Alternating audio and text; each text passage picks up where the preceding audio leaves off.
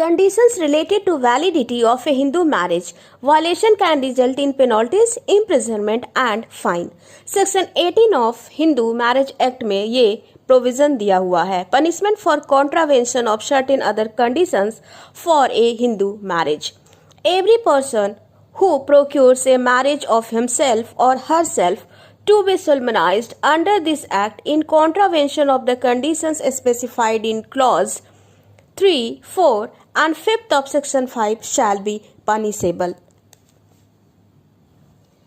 मतलब कि यदि कोई भी विवाह हिंदू विवाह अधिनियम के अंतर्गत होता है जिसमें जो धारा 5 है और उसमें जो क्लॉज दिए गए हैं 3, 4 और 5, अगर उसके विरुद्ध में विवाह हुआ है तो इस केस में पनिशमेंट का प्रावधान है.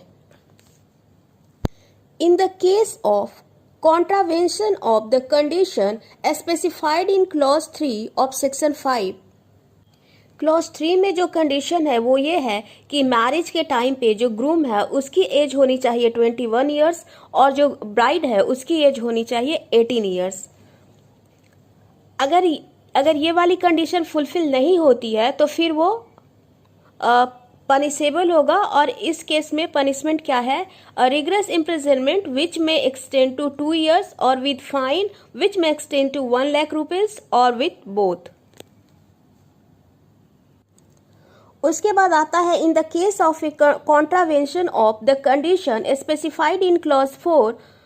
डिग्री ऑफ प्रोहिबिटेड रिलेशनशिप और clause 5 sapindas of section 5 with simple imprisonment which may extend to 1 month or with fine which may extend to 1000 rupees or both. जो क्लॉज 4 है डिग्री ऑफ प्रोहिबिटेड रिलेशनशिप वो जुड़ा हुआ है कि आपके जो लीनियल असेंडेंट है, डिसेंडेंट है, आंट और नेफ्यू है, ब्रदर सिस्टर है और उनके जैसे बच्चे हैं और ये रिलेशन चाहे तो ये फुल ब्लड है, हाफ ब्लड है, यूट्राइन ब्लड है और एडॉप्शन किसी भी तरह से ऐसे रिश्ते में जुड़े हैं तो उनमें विवाह नहीं हो सकता है.